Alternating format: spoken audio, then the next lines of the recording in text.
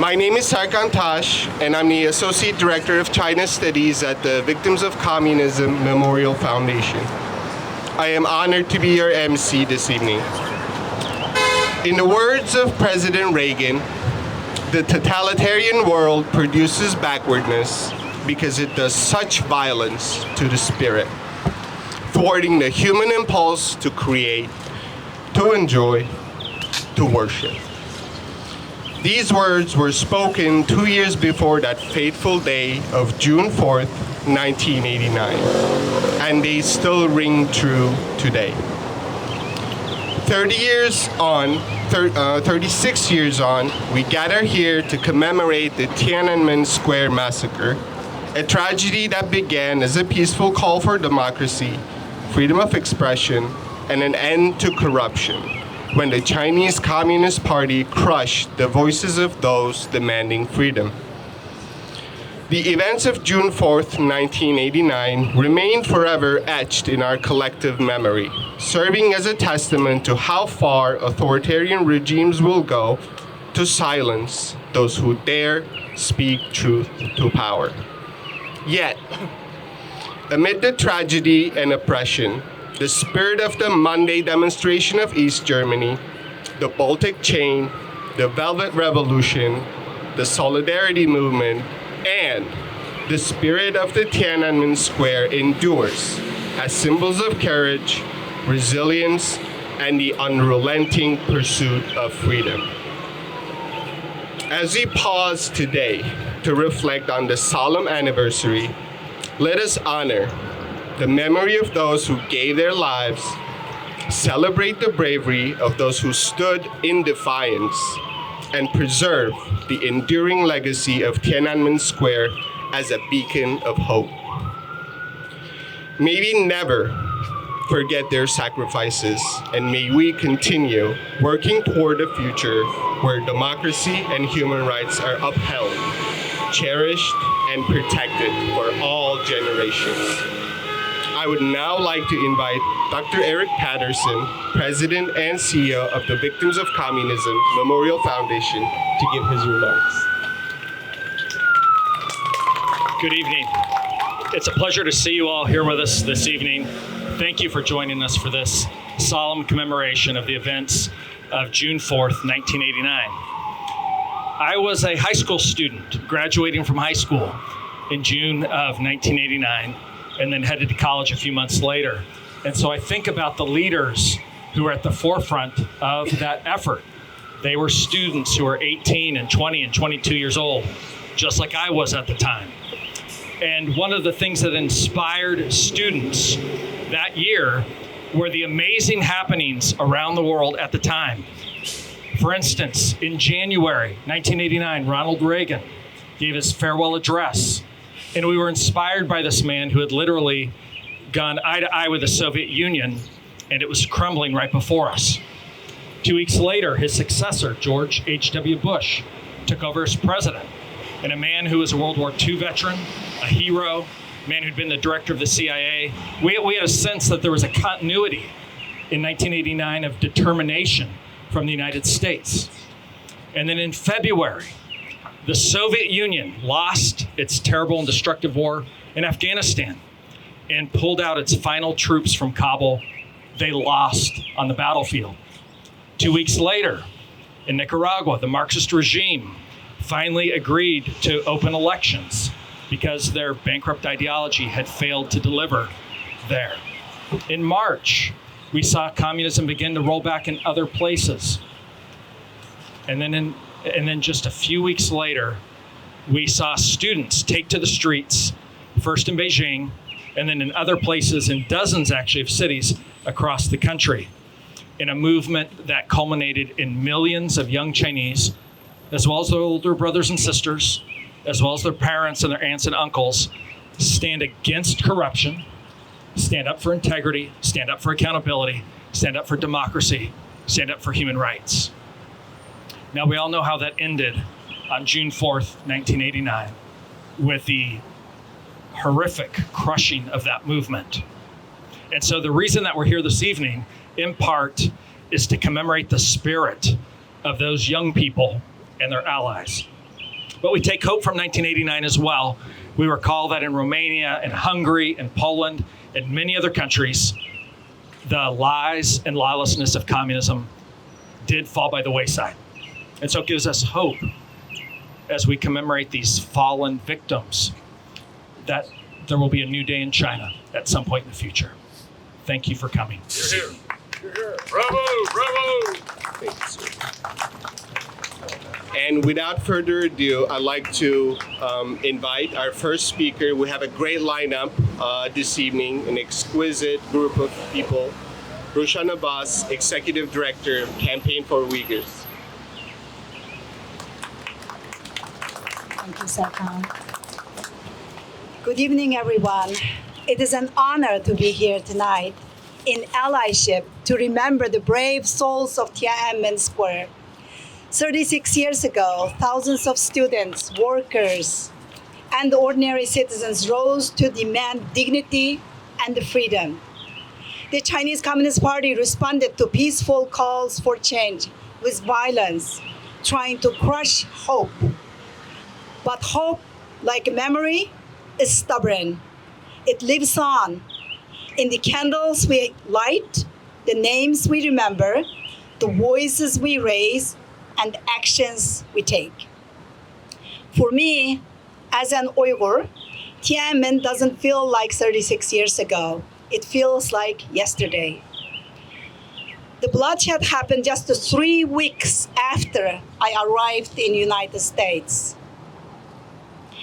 The warning signs had been there: fear, surveillance, silenced voices, and the threats. But this was the point of no return that the world ignored. It showed what a regime was capable of doing.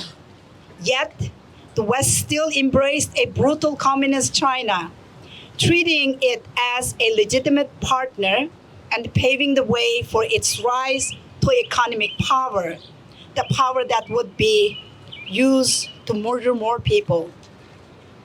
Today, repression flows through black cells in Tibet, the streets of Hong Kong, and the concentration camps in East Turkestan.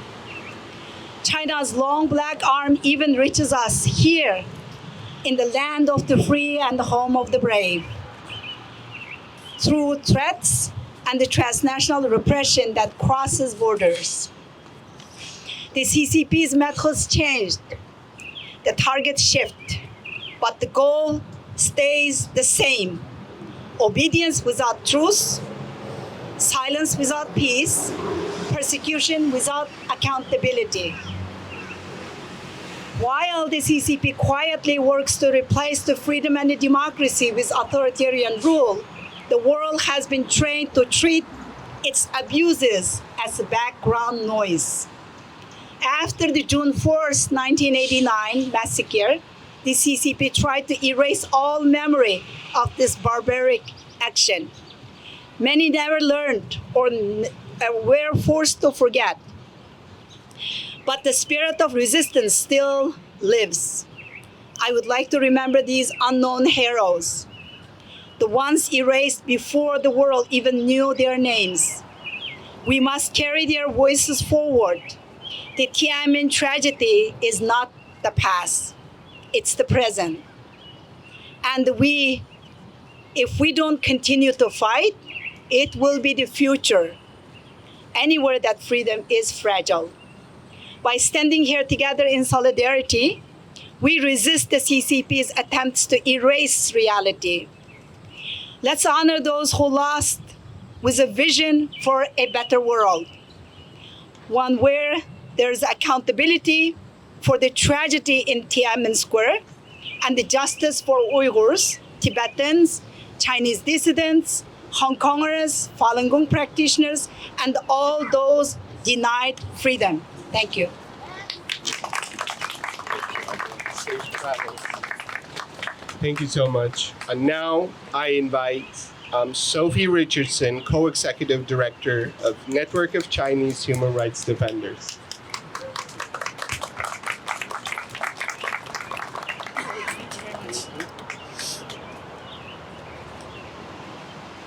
Thank you very much for inviting me to join you this evening. Every year, I find it hard to improve on... Mike! Put the mic close. Thanks. Every year, I find it hard to improve on the words written by people who participated in 1989.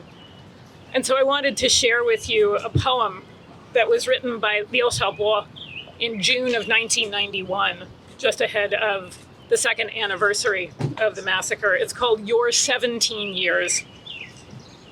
I live with my share of infamy and have not the courage nor the right to come bringing flowers or words before your 17-year-old smile. This was a poem that Liu Xiaobo wrote for Ding Zilin and Jiang Peiquan, who were the parents of Jiang Jielian, who is one of the young people who were shot and killed in Beijing that night. He was 17 and a student at the time. He had gone out with other high school students to cheer on university students.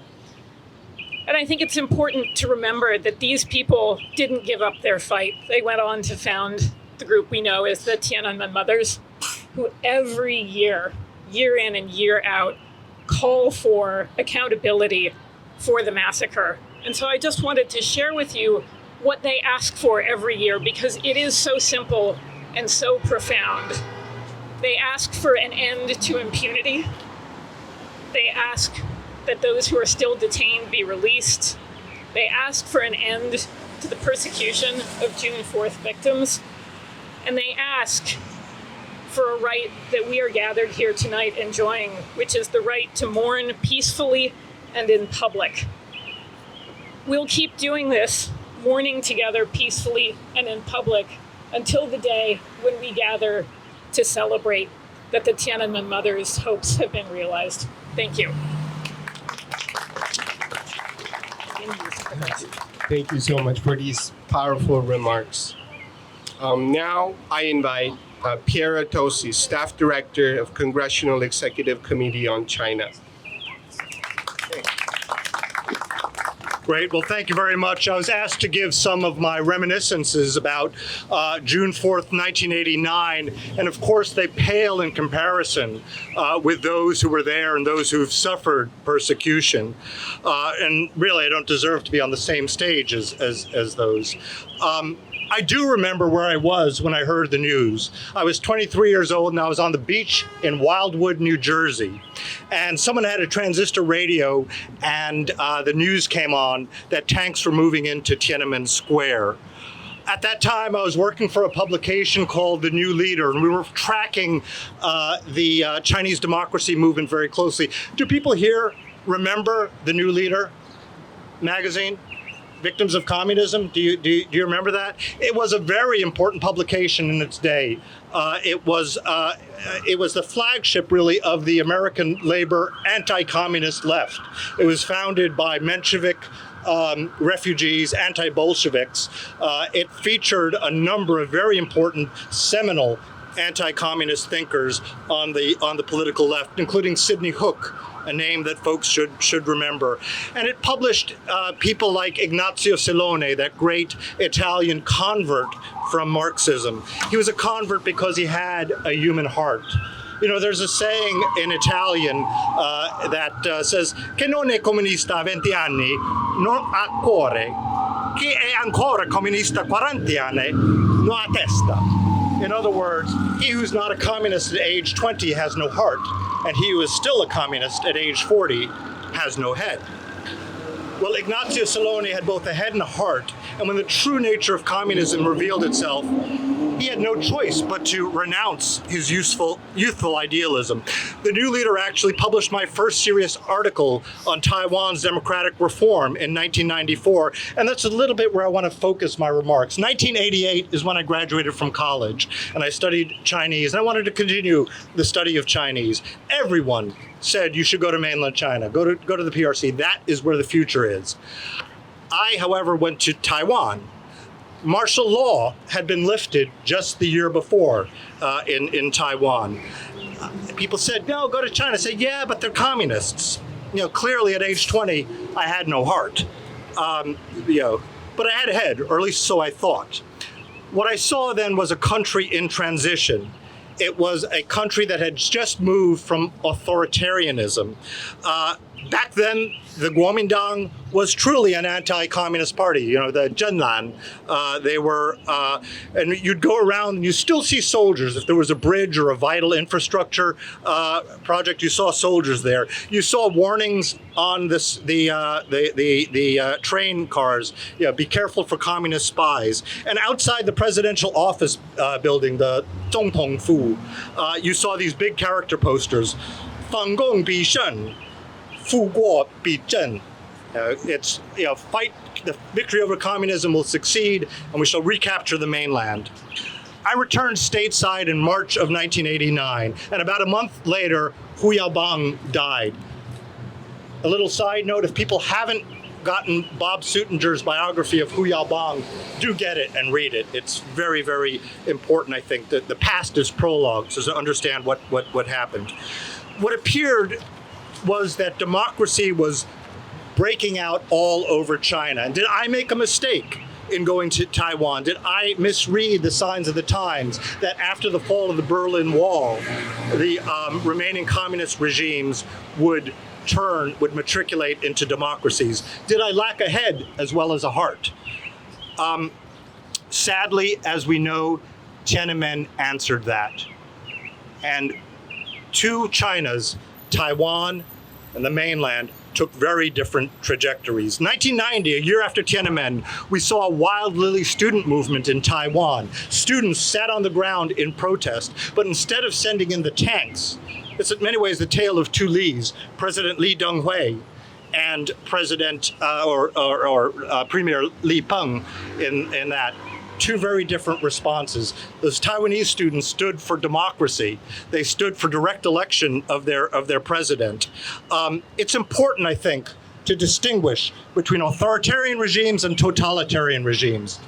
Even under the White Terror, under martial law in Taiwan, there was civil space, there was room for entrepreneurs, there was religious freedom, and it's very important because it was really in the Presbyterian churches in Taiwan, Zhang Laohui, that the Taiwanese democracy, the Dangwai movement, started. So whereas a totalitarian system seeks to control everything, Taiwan also responded to outside pressure from Congress, from people like Stephen Solars. Contrast that with our response to what happened in Tiananmen. It will be a disgrace that George H.W. Bush sent Brent Scowcroft to tell them, don't worry, we value stability. Bill Clinton, when he was a candidate, rightfully criticized George W. Bush. He said, you've coddled butchers from Beijing to Baghdad. But what did he do when he became president? He delinked trade and human rights. In fact, if you remember the Chinagate scandal, the country was for sale, and it was that theory of engagement that really subsidized the tyranny of the Chinese Communist Party for generations to this day. 2014, conterminous with the rise of Xi Jinping, there was a document that circulated in the Chinese Communist Party Politburo, document number 9, a communique on certain trends in the ideological sphere. It said that the Chinese people were incapable, the Chinese tradition was inhospitable to ideas like democracy, constitutionalism, rule of law. Well, for that first thing, democracy, Taiwan is a direct refutation of that. For constitutionalism, the Constitution of the Republic of China of 1947 has 5 branches. They have the 3 branches that we are used to, but they also have what's called an examination yuan and a control yuan. That is because Sun Yat-sen saw within the Chinese tradition, even during imperial times, there was an implicit constitutionalism. Scholars, Confucian scholars who were versed in that, understood what the classics were. There was a meritocracy, that's the examination part, but they served as a check on imperial power. Even in imperial China, there was this notion, this incipient notion of constitutionalism. And human rights. How can we forget the Universal Declaration of Human Rights and the contributions of Chinese scholars to that? P.C. Chang, Zhang Pengjun, was one of the draftsmen of that. And these Confucian ideas of rights and responsibilities are found in the Universal Declaration of Human Rights. So we need to push back on that notion that the Chinese people are incapable of democracy, incapable of an understanding of human rights, incapable of constitutional law. There are two traditions. There is a legalist tradition, 法家, that is proto-totalitarian. There's a direct line from that to the Chinese Communist Party of today. But there also is a humane, Confucian, Mencian, proto-democratic tradition. And there's a direct line to what we see in Taiwan today. I do want to mention that today, Congressman Chris Smith introduced a bill called the Tiananmen Massacre Transparency and Accountability Act. Chairman Molinar and Krishnamurti have also joined as original co-sponsors. Among other things, it calls upon the Library of Congress to work with the Victims of Communism Memorial Foundation and the June 4th Memorial Foundation to showcase the history of the Tiananmen protests, to highlight the story of Tiananmen survivors. You folks are going to be in for a treat because after me, Rowena He is going to be speaking, who speaks so eloquently about the preservation of memory. All these speakers that you've heard tonight, we all possess the truth. We do speak the truth about communism, about the state of affairs in China. But when you hear Rowena speak, it's something special because the truth possesses her, and she speaks with such eloquence. I'm just glad that I'm speaking before her because anything else would be anticlimactic. So tough for you, Louisa and Francis and others. But with that, I want to just to cast my memory back to 1988 in Taiwan, where there was those big character posters, 反共必胜, victory over communism will succeed. That is great, and that is very important, but there's another important message. 民主必胜, democracy shall overcome. Thank you. Sorry for that. Thank you, Piero. And please join me in welcoming Rowena He, scholar of Tiananmen and author of Tiananmen Exiles.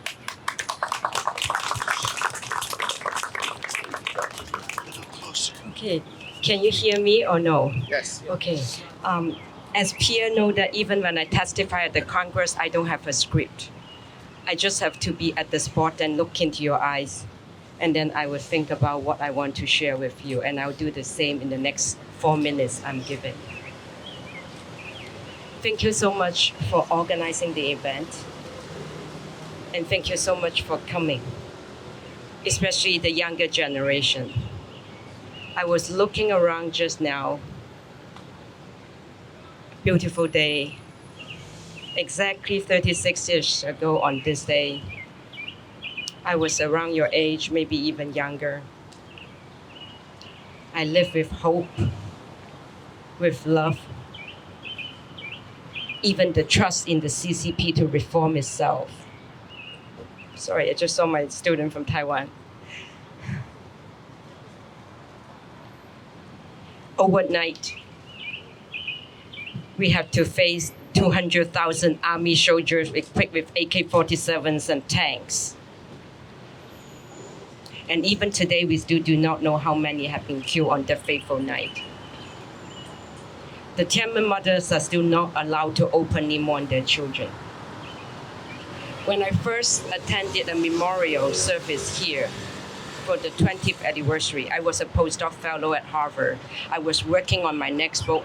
I was preparing for my class on Tiananmen, and I felt that finally I am going to give voice to those who were silenced, and we are going to get justice, and we are going to tell the truth. In the past 36 years, there were moments of difficulties and darkness. And one thing that always lifted me up, it was the people in Hong Kong, the Candlelight Vigils for 30 years. Because each year on this day, they would gather in Tiananmen, in Victoria Park in Hong Kong to tell the CCP there's something that you cannot crash by guns and tanks and propaganda machines and jails. That's the human beings longing for freedom and justice and truth. However, 2019 and 2020, after the passing of the national security law, when I was a faculty member in Hong Kong, a history professor at the Chinese University, they banned the Candlelight Vigil. And Victoria Park has been swallowed in darkness. I've been communicating since last night after I spoke at the Jifeng bookstore and I went back. I did not fall asleep. I couldn't sleep. I was just reminded of the helplessness when my students were telling me they were walking around Victoria Park. Just 3 years ago, I was wearing exactly the same outfit, walking along Victoria Park with fear, with the younger generation of Hong Kong students who want the same thing as we wanted, freedom and democracy in 1989, and we did not get. In 2019, as a middle-aged woman, as a professor on my own campus, I watched this falling apart in front of my faces again. Civil society forces, NGOs, media, and then they come to higher education. In 2023, I was banned, I was denied visa, and I could never return to the campus with my students and all the ideals that we try to keep alive. The statue of the goddess of democracy, we have one in Tiananmen Square when the tanks roll over and get rid of it. And we had another one in my university campus for many years in Hong Kong until 2021, Christmas Eve. In the middle of the night, my students called me up and said, Rowena, she's gone. I thought another student was being arrested. And then I realized the symbol of my generation's longing for democracy and freedom, we did not just make another copy of the Statue of Liberty in New York City. We had this statue of the goddess of democracy because we were hoping one day we would have the same thing. If there's anything I can ask you today, please protect and preserve democracy in your country, in democracy. And please do not remember those falling young lives that were violently silenced in 1989. On June 5th, when I went back to my campus wearing the black armband, my teacher came to me and said that if you do not take that off, no one can protect you from now on. I removed the black armband and I thought that's the end of it. They had guns, they had tanks. We had nothing. But somehow I learned in the past 36 years, especially with you guys standing here with me in company, I know that in this journey for truth and justice, I'm not alone and I'm not lonely.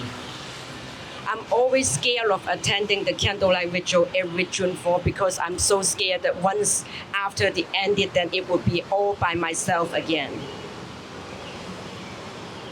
But I always try to remember the images. When I felt alone and lonely again, I know that somewhere you are all there, fighting for the same shared cause. For a long time, people said Tiananmen was just about China. Tiananmen was just about 1989. Human rights is not our priority. But you saw that before COVID, when a medical doctor in China tried to warn us about COVID, and he was silenced by the police. So the violation of human rights of one medical doctor in Wuhan in China became the violation of human rights of every single human being on earth. And we are still facing and suffering the consequences. So don't tell me that human rights and Tiananmen is about them, about them, about China. It's about here, it's about us, it's about now. Because I'm standing here today with this little mic, maybe I might speak too soft. My voice may not be heard. But because we are together in this journey, I know for the many, many years to come, until we have democracy, until we have truth, until we have justice, I know that you will be with me. Even though I don't see you again, I don't know your name. 36 years is a short period of time in history, but 36 years was the best of my youth, the best of my time. Now, as a woman who lost a job as an associate professor, as someone who's now exiled after studying political exiles for 25 years, please join me to remember and fight for truth and justice, not, as we mentioned, not just for the victims of Tiananmen, but for the victims of all the communism along many, many years. If we want light, we must conquer we must conquer darkness. And I'm sure that the Tiananmen spirit, human beings longing for truth, for rights, and for justice, we are going to watch it again and again. We may lose many battles, but we are going to win this war. Thank you very much for being with us. Bravo! Thank you, Romina. Your voice is heard and will surely reverberate through us and through generations. Now, I would like you to join me in welcoming Louisa Grieve, Director of Global Advocacy for Uyghur Human Rights Project. Thank you, Sakan.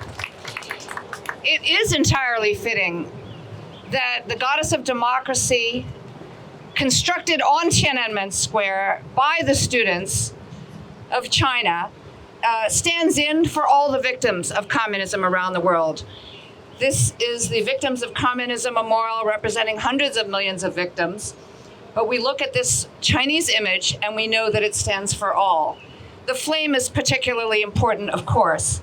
We can project onto it the very important values and the struggles of humanity that it represents. The flame of resistance against injustice, the flame of freedom, and the flame of truth. So I want to tell my story about where I was. I was arriving in Qingdao on the night of April 25th. Students had already been on the square about 10 days, persisting in their demands for reform and freedoms. And I normally didn't buy the newspaper. People's Daily is not exactly riveting reading, even though I was a student and supposed to be studying the nice, simple language. But for some reason, why, that day, I bought a copy of the Qingdao Daily. And what did the April 26th front page editorial say? Not only on People's Daily, but Qingdao Daily and every newspaper across China. It said, "It is necessary to take a firm stand against disturbance." And this, when we read that headline, I was with some Chinese classmates, and it was like an electric feeling runs through you. Now the party has decided they don't really believe in the reform era. And we were scheduled to go to Beijing. We said, all right, what will happen when we get to Beijing? But we had a sense of how every person with an independent brain would understand it. Because I remember what people were so mad about was the line that said, these student demonstrations, these peaceful marches, were the work of a small handful of people with ulterior motives. And everyone knew we're here for truth, we want to end the lies, and we need our freedoms. And to end the falseness of what we hear around us, which is we, the party, will lead you into the best possible life. And when we arrived at the train station in Beijing, there were already people, students coming from other places to come and meet with the Beijing students, to support them and stand in solidarity. It was just electrifying. Now, jump to a few days later, I was back in Nanjing on campus, and there was another big march, and we stood in one place for 3 hours as the people marched by, filling the entire, the main road was as wide as Pennsylvania Avenue. No traffic, nobody moved anywhere because everyone was marching in the street. It felt like the entire city of Nanjing, which I think at the time had 3 million people, and they would carry banners. They had bought bed sheets or taken the curtains down from the offices and painted on them, "We are the workers of the Nanjing Daily, standing for freedom. We are the workers of the Nanjing Cultural Academy. We support Beijing." One after the other, people were standing for truth and not anonymous. They were coming out openly. They just had such hope that the people's power would bring their message and the leadership would recognize this people were seeking truth. All right, I have one more story about the meaning of a memorial like this. So many victims, we mourn them, we remember them to honor what they did, the sacrifice they had. And yet people pick up that torch afterwards. 1 month after the massacre in Chicago, the IFCSS was founded, International Federation of Chinese Students and Scholars. That organization had a 4-day conference, democratic debate, formed a human rights committee that then became Human Rights in China. Li Xiaorong, I think, was here, and she's still here. She is still to this day leading China human rights defenders to stand with lawyers and activists. The others picked up that torch, people publishing Liu Xiaobo's writings. Liu Xiaobo himself served on the board of the Independent Chinese Pen Center, standing for writers and artists. Democratic China Magazine. I could go on with many examples, people in this room who've taken up that torch, continuing it 30-some years later. So we're all here to support that flame, that truth. I'm very pleased to be joining you. Thank you. Thank you, Louisa. And please welcome Francis Hui, Policy and Advocacy Coordinator for Committee for Freedom in Hong Kong Foundation.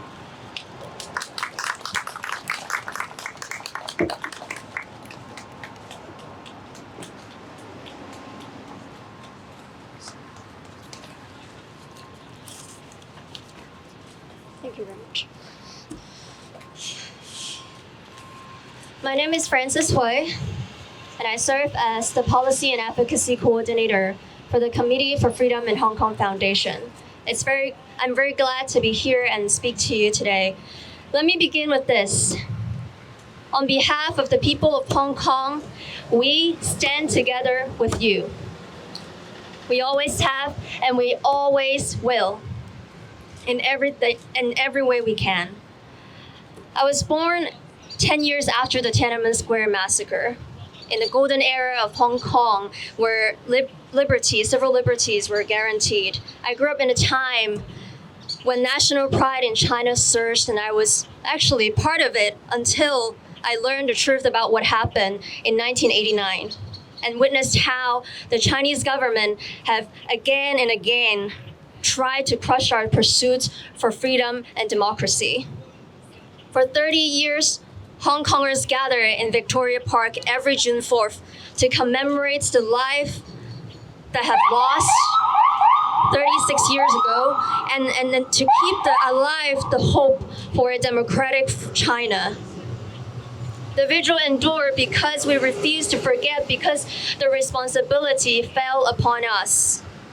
That changed 5 years ago when the vigil was banned for the first time. In its place, the Hong Kong authorities hosted an outdoor fair featuring pro-Beijing associations. Those who resisted were in prison.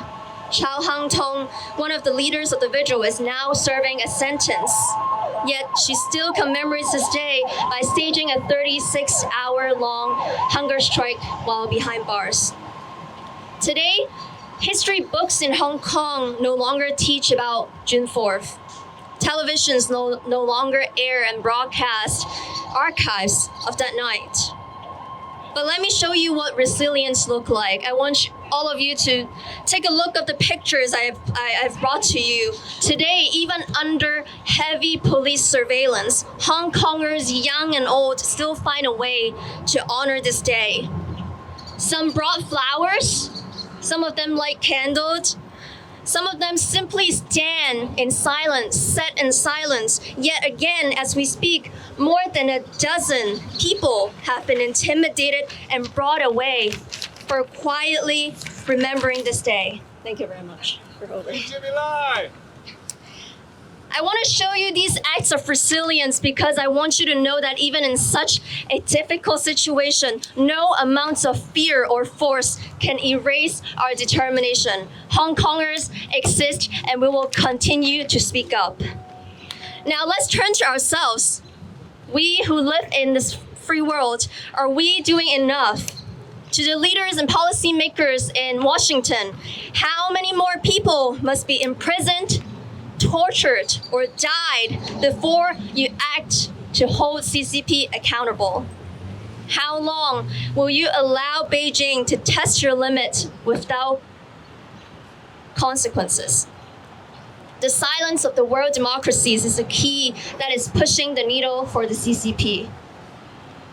After the Tiananmen Square massacre, Beijing learned not to roll out tanks or pull out guns. Instead, they turned to a more insidious way: surveillance, censorship, forced labor, infiltration, and intimidation to silence dissent. But make no mistakes. A massacre of freedom is happening, is still taking place. It may not appear as in bloody pictures that you saw 36 years ago, but its cruelty and devastation are still just as real. As we remember June 4th today, remember those in Hong Kong who resist in quiet acts of courage. Remember those behind bars simply for refusing to forget. And when you feel tired or discouraged for refusing in the fight against authoritarianism, remember them. Remember all of them, because now the responsibility have fallen on us, a lot of us, every single one of us. Remembrance and solidarity are the most powerful weapons we have, and together we will show the people of Hong Kong and the world that we have not forgotten them, and we will work to defend our democracy. Thank you very much.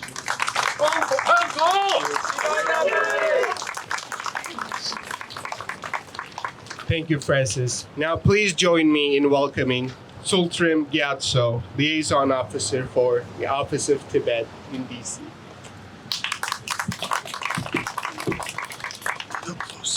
Little close. Thank you. Thank you, victims of communism, for organizing this really important event for so many years and extending the invitation for me to speak here. Today, we are gathering here with the heavy hearts to commemorate the innocent victims of June 4th incident that happened 36 years ago. I believe we are also here to shoulder a historical responsibility to stand on the side of justice and strive for the freedom and dignity of all the people suppressed by the Chinese Communist Party. 36 years ago, today, Chinese Communist Party brutally suppressed and massacred unarmed Chinese students and civilians in order to maintain their political power. Those young people who cried out for democracy and freedom were killed under machine guns and tanks. As Tibetans, we deeply empathize with this brutal slaughter because we have too experienced the CCP's brutal repression.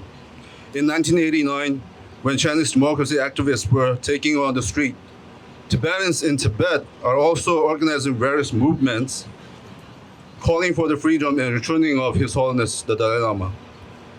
Just like the June 4th massacre, the CCP declared martial law in Lhasa and deployed troops to crack down on Tibetan peaceful protesters. Late 80s were known as some of the massive protests in Tibet, but our issue with the Chinese Communist Party initiated when the so-called People's Liberation Army invaded our country. It began a journey of suffering to the Tibetans that lasted more than 70 years, and it still remains unresolved. An estimate of more than 1.2 million Tibetans lost their lives due to this invasion. We should remember that behind every number, there's a living life and a broken family. However, with the guidance of His Holiness the Dalai Lama, we have avoided the danger of turning this conflict into a generational hatred between the Tibetans and Chinese. His Holiness was one of the first leaders to distinguish between Chinese people and the CCP regime. He teaches us that hatred and violence only brings more harm, and the dialogue is the only path to a lasting solution to the conflicts. Because of his teachings, the Tibetans are seeing Chinese people like us are victims of an authoritarian rule and authoritarian regime. Through the middle way approach advocated by His Holiness the Dalai Lama initially and later became the policy of Central Tibetan administration, we are asking genuine autonomy in Tibet. We see the outcome as mutually beneficial if the Chinese government have the will to resolve Tibet issue. But under Xi Jinping's repressive policies, Tibetans are facing the threat of cultural genocide. The mandatory boarding school policies separate our children from families and access to our mother tongue language. The state monitor management control imposed on monasteries are destroying our belief. Restriction to culture and traditional activities to alter our collective memory. All these policies are aimed to extinguish our Tibetan identity. We are maybe facing the darkest period, but we cannot lose our hope. Just as the heroes of June 4th used their lives to interpret the yearning for freedom, we too must carry on their spirit. After 70 years, Tibetans are still continuing the resistance. I am the third generation in my family that have witnessed the struggle of our suffering in Tibet. And I must say that I'm going strong and our generation are going strong on Tibet.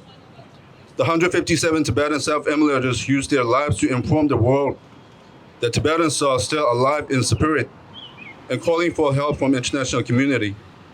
I'm sure history will prove that system based on violence and oppression will not last forever. One day, those who sacrificed their lives will be able to rest in peace, and we will be able to see a free China, free Hong Kong, a free East Turkestan, and a free Tibet. Thank you.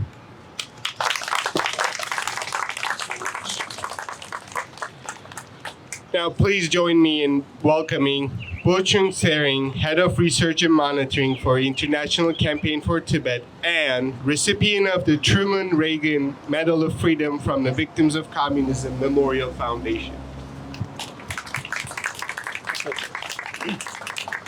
Thank you very much. On behalf of the International Campaign for Tibet, I'm here to express our solidarity with the Chinese people on this anniversary. What happened in Tiananmen Square in 1989 had three big impacts, continues to have even today. First, to the Chinese people, it showed them that they are same as other people, whether we are Americans or Chinese or anybody else. We want freedom, democracy, and human rights. That's what the Chinese people showed in 1989. Secondly, to the international community, including the American people, it enabled the American people to differentiate between the policies of the Chinese government and the Chinese people, and to know that the Chinese people are same as Americans in wanting human rights, democracy, and freedom. Thirdly, as a Tibetan, I want to say that it also opened the eyes of the Chinese people on what happened in Tibet. Until what happened in Tiananmen Square, the massacre in 1989, there was this general belief among the Chinese people to accept what the Chinese Communist government said about Tibet. But after that, if the Chinese government could do such a violent act against China's own people, then they realized that something must really have gone wrong in Tibet. And therefore, today, now we have a very robust relationship with the Chinese democracy movement throughout the world who understand the plight of the Tibetan people. The issues that have been taken up in 1989, democracy, human rights, freedom, are relevant even to this day. Today, when the world is facing tremendous changes, the Chinese government purports to be upholding global values. If the Chinese government really wants to uphold global values, then they should respect democracy, human rights, and freedom of the Chinese people first, and then of all people throughout the world. That is what we have to struggle for until we receive that end. Thank you so much. Thank you. And ladies and gentlemen, please join me now in welcoming our last speaker for this event, Mr. David Yu, Board Chairman of June 4th Massacre Memorial Association.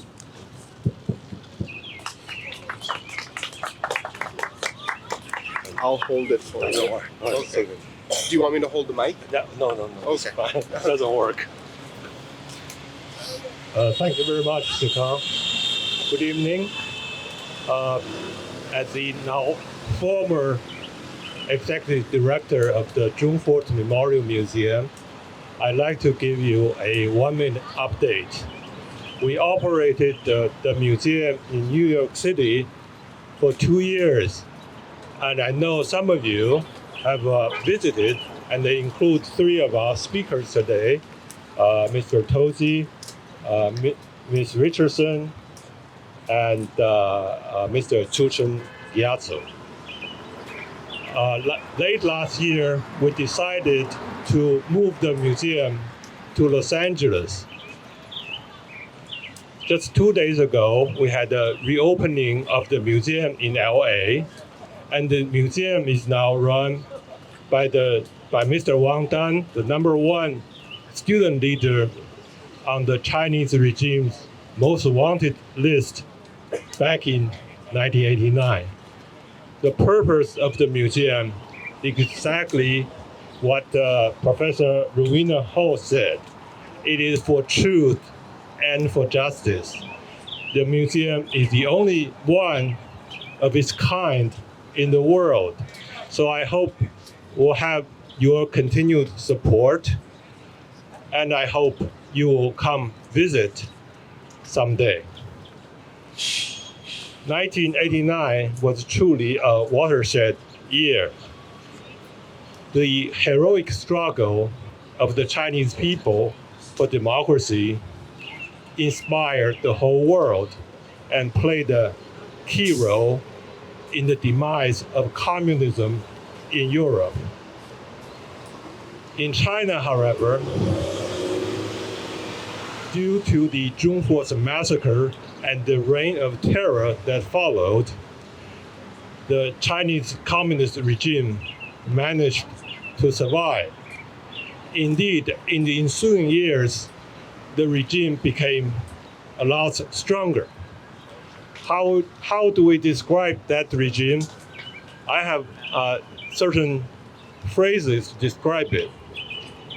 I think it's a Frankenstein on steroid. I think it's an evil empire with technology.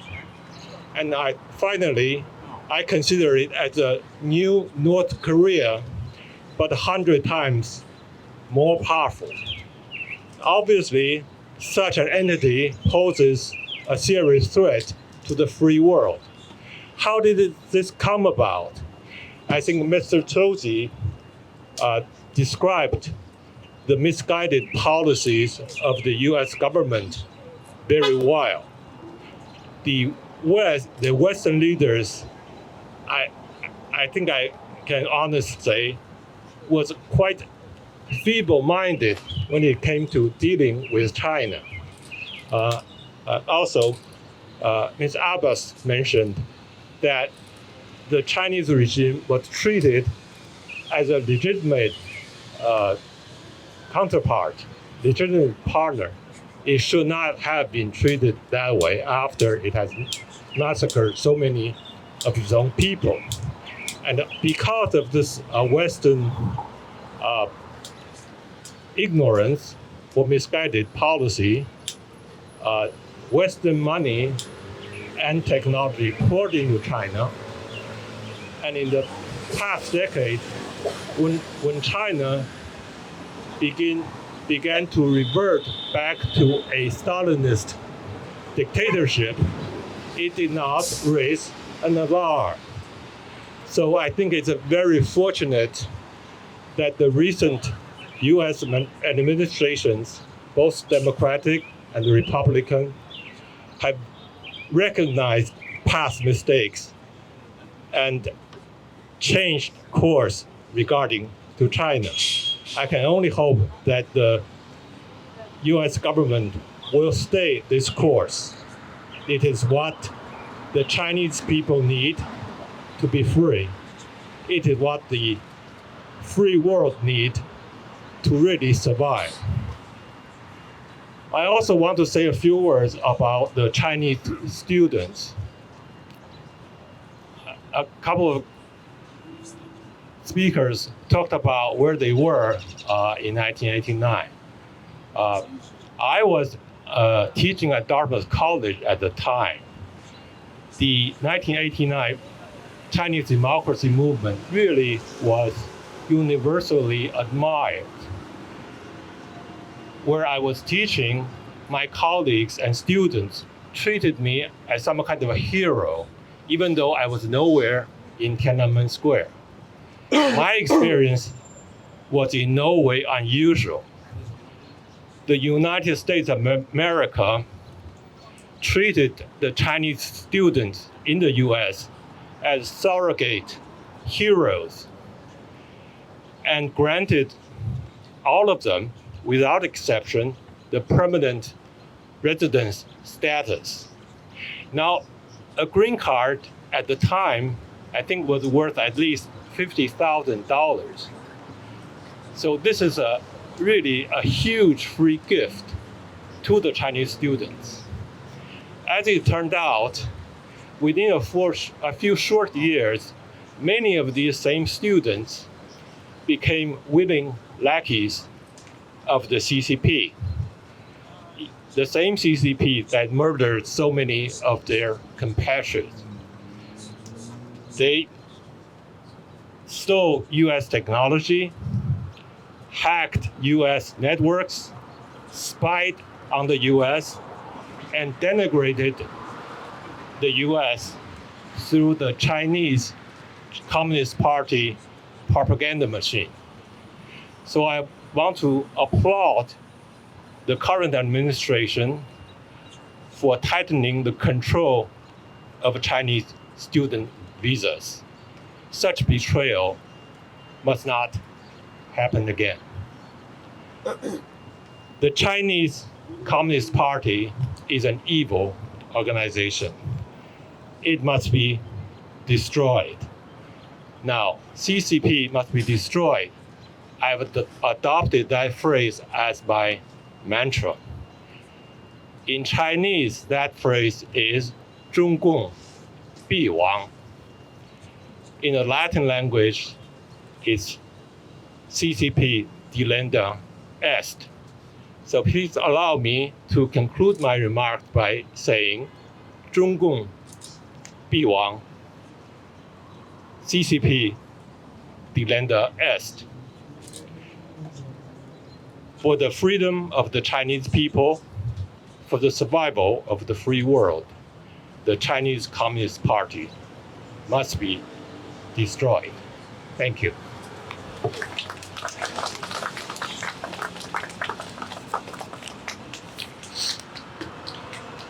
Thank you so much to all of our speakers and our distinguished guests for joining us this evening. It's a quick announcement. If you have not visited the Victims of Communism Memorial Foundation Museum, we would be honored to host you. We're right here in DC, 2 blocks off the White House. And with that announcement, now I'd like to invite you to join me for a moment of silence.